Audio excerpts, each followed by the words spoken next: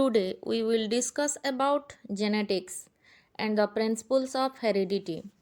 So you know what is heredity? In biology, heredity is the term used for transmission of the trait from one generation to the next generation.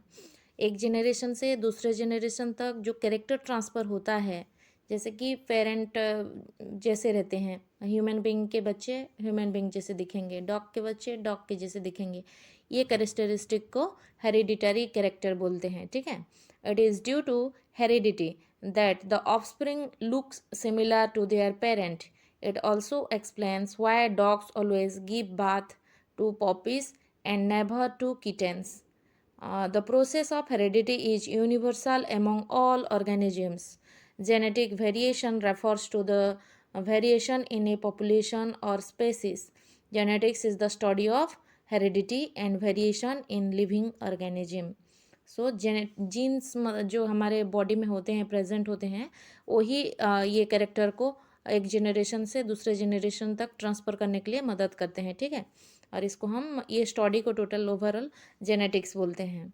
Transmission genetics and cytogenetics have help scientists investigate the biological basis of heredity. In transmission genetics, organisms are crossed to study the inheritance patterns of offspring.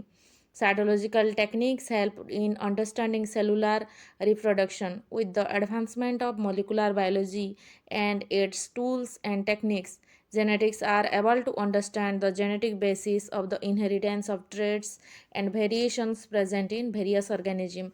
और इसको study करके बहुत सारे new technology के हिसाब से बहुत सारे साइंटिस्ट लोगों को मदद होता है कि कौन सा कैरेक्टर नेक्स्ट जनरेशन में ये करेंगे. हाइब्रिडाइजेशन जो प्रोसेस होता है इसके बेसिस पे जनरली होता है. ठीक है.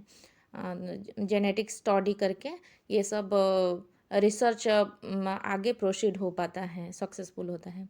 Genetics, it is the science which deals with the mechanisms responsible for similarities and differences among closely related species. Genetics में एक क्लोजली रिलेटेड स्पेसिस का कौन सा डिफरेंस के वजह से न्यू अगेन और एक स्पेसिस प्रोडक्शन होता है, ये सब साइंटिस्ट लोग यहाँ पे स्टडी करते हैं. The term genetics was coined by William Bateson in 1905. It is derived from the Greek word genesis which means grow into or to become. एक जीन से ग्रो होना और जो जीन आया है हमारे पेरेंट्स से उन्हीं के अकॉर्डिंग एक कैरेक्टर प्रोड्यूस होना है. इस प्रोसेस को ग्रीक वर्ड में जेनेसिस बोलते हैं. ठीक है. So genetics is the study of heredity and hereditary variation. It is the study of the transmission of a body feature that is similarities and differences from parent to offspring and the laws related to this transmission is known as genetics. ठीक है. Then variations, any differences present between individual of any species caused either by genetic differences or by the effect of environmental factor is called variation. Variation मतलब genetics में हम देखें कि parents से जो gene हम ऑक्यूपाई करते हैं, लेके आते हैं, तो उन्हीं के अकॉर्डिंग पेरेंट के हमारे जितने जैसे कैरेक्टरिस्टिक होता है, जैसे ह्यूमन बीइंग में 2 आइज 2 लेग्स 2 हैंड्स जैसे प्रेजेंट होते हैं, जिस तरह का उनका अपीयरेंस होता है उसी के जैसे हम भी दिखते हैं. और इसमें अगर वेरिएशंस कुछ आता है, जैसे कि 5 फिंगर्स हो गए हमारे पेरेंट के हैं, लेकिन हमारे एक होता है कि 6 फिंगर किसी किसी के भी प्रेजेंट रहते हैं, तो ये किस लिए होता है? तो वेरिएशन कुछ कुछ होता है हमारे ये क्रॉसिंग ओवर जब होता है उस टाइम पे, अगर कुछ एनवायरमेंटल फैक्टर जेनेटिक फैक्टर कुछ भी हो, उसमें अगर वेरिएशंस आ जाता है और ठीक से पेरेंट्स से ऑफस्प्रिंग में अगर अच्छे से क्रोमोसोमल ट्रांसफॉर्मेशन नहीं होता है, एब्रीविएशंस आ जाता है, तब जाके वेरिएशंस होता है. ठीक है. Variation can be shown in physical appearance, metabolism, behaviour, learning and mental ability and other obvious characters. Types of variation can be of two types. Genotypic variation. Genotypic variation refers to the difference in the genome. It may be due to structure or number of chromosomes present in the cell, or difference in the genetic constituents of the chromosomes. Skin, hair, eye color, height are some of the genotypic variation in animals. A variation can only be confirmed as genotypic by doing cross breeding experiment. Genetic variations के हिसाब से हमारे skin colour में very कर सकते हैं. Parent अगर white हैं तो ऑफस्प्रिंग भी पूरा उनके जैसे सेम पूरा नहीं हो पाते हैं ना, कुछ कुछ कैरेक्टरिस्टिक डिफरेंस होता है हमारे ऑफस्प्रिंग में हर किसी के. तो ये किस लिए होता है? जेनेटिक वेरिएशन और सोमैटिक वेरिएशन एक होता है. Somatic variations are not hereditary. These are not due to change in the alleles or chromosomes. These are due to various factors such as nutrition, climate, and due to other social interactions. Nutritional imbalance के वजह से भी होता है variations. Environment और climate के according भी हो सकता है वेरिएशन, और सोशल इंटरेक्शन से भी वेरी करता है. ठीक है. Then heredity. Heredity refers to the transmission of traits from parent to offspring. Heredity is responsible for the resemblance among individual of the same species. Heredity एक टर्म है जो कि ट्रांसमिशन ऑफ कैरेक्टर्स और traits, इसको हम genetics में trait बोलते हैं. ठीक है. कैरेक्टर्स को पेरेंट से ऑफस्प्रिंग में जो कैरेक्टर आता है उसको हम हेरिडिटी बोलते हैं. So heredity is responsible for resemblance among individual of the same species. हमारे एक ग्रुप ऑफ ऑर्गेनिज्म, डॉग के अलग ग्रुप हो गए, लायन के अलग हो गए, ह्यूमन बींग के अलग, इस तरह का जो हमारा ग्रुप होता है कुछ कैरेक्टरिस्टिक जैसे कि होता है उनके पेरेंट्स से ऑफस्प्रिंग में जो आता है कैरेक्टर्स, उसको हम हेरिडिटी बोलते हैं. ठीक है. Then Mendel's law of heredity. Gregor Johann Mendel is known as the father of genetics. He was the first to show the inheritance patterns of trait from one generation to the next generation. He did his research on the garden pea Pisum sativum. He selected 7 pairs of contrasting character traits that like the red and yellow color of ford, round and wrinkle shade, tall and short plants. इस तरह के उन्होंने जो Gregor Johan Mendel थे, पाइशम साटिवम मटर का जो पौधा होता है उससे उन्होंने 7 कैरेक्टर्स चूज किए थे, और उसी के बीचों बीच ये इन्होंने क्रॉस ब्रीड करके बहुत सारे जेनेटिक्स के बारे में स्टडी किया था. ठीक है.